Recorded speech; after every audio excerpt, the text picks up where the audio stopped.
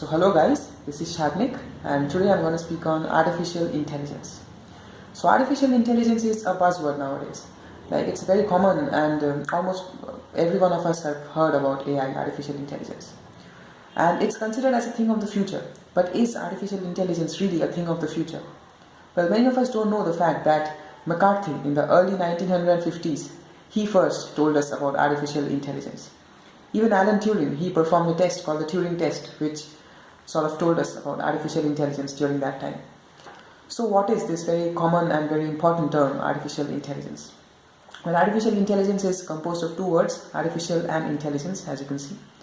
So artificial means anything man-made, and intelligence, it refers to the intellect, the thinking power of someone. It's the ability to understand, to think and to learn. So artificial intelligence is the thinking power of machines. It's the ability of a machine to learn, to think and to learn. So let me give you an example. So suppose we teach a computer how to add 1 plus 2. Then we do not need to teach it how to add 2 plus 1 because it does the addition based on prior knowledge. It has that intelligence in it. So how do we achieve artificial intelligence? Well, artificial intelligence can be achieved in two ways, namely machine learning and deep learning. Now machine learning is the way in which a machine learns. It's the capability of a machine to learn. Let me give you an example. So suppose we are playing the game of chess. Suppose there's a user and he's playing the game of chess with the computer. It's a single user game, and one of the players is the user himself and the other player is the computer. So there's this common saying that practice makes a man perfect. So what if this saying is applicable to the computer as well? So as the computer plays more and more games of chess, it becomes more intelligent, it learns new moves and it becomes a better player. So after, suppose it plays 1000 games of chess, it becomes a great player and it really becomes difficult to defeat the computer. And it actually happened. The reigning champion Garry Kasparov, the reigning chess champion Garry Kasparov, he was defeated by a machine, by a computer. So however good you are as a chess player, there will always be a computer better than you.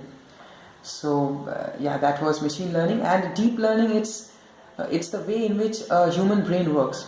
Like for example, suppose we are taught that a dog is an animal and a cat is also an animal. But when we see a tiger, we also recognize that as an animal. But a tiger is completely different than a dog or a cat. So how does our brain identify that a tiger is also an animal? So our brain actually creates abstract images of the animal. It identifies certain very common and general features of the animal. For example, every animal has 4 legs, it has 1 tail, 2 eyes, 1 nose, and etc. So when we see a tiger, we recognize that the tiger also has 4 legs, 1 tail, 2 eyes, and 1 nose. So by recognizing these things, by identifying these features, we come to the conclusion that the tiger is also an animal. So this is the way in which deep learning works, deep learning in artificial intelligence works. It extracts certain very common and general features and it creates abstract images for us to help identify things. So, and it's based on the concept of neural networks. It creates artificial neurons which help us identify things. So what are the applications of artificial intelligence? Well, artificial intelligence has many applications nowadays. Like for example, let me give you a fact that most of the road accidents which occur, it mainly occurs due to the negligence of drivers. For example, drivers drink and drive, or maybe they tend to become sleepy, they tend to get tired. But suppose there is a self-driven car, a car which drives automatically, which drives by itself.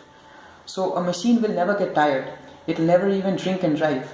So the possibilities of accident will also reduce. That is, we'll have less accidents on the roads. So the roads will become much more safer. So that is how artificial intelligence is very useful, and there are many more applications like that. But at the same time, artificial intelligence also has a lot of threats. It's dangerous in some aspects. For example, if a machine becomes more intelligent than us, then it really becomes difficult for us to control the machine, because how can we control something which is more intelligent than us? And moreover, if we have a machine which is more competent, which is more intelligent than us, then what use will be left for us to do? Like there will be machines which are more intelligent and which can do works more efficiently and in a more better way than we can do. So these are the effects of artificial intelligence. So I'd like to conclude by saying that artificial intelligence is a very important term, and it's extremely useful in many aspects, and we should really keep on discovering new things about artificial intelligence. But at the same time, I think that there needs to be a line, there needs to be a limit somewhere where we need to stop.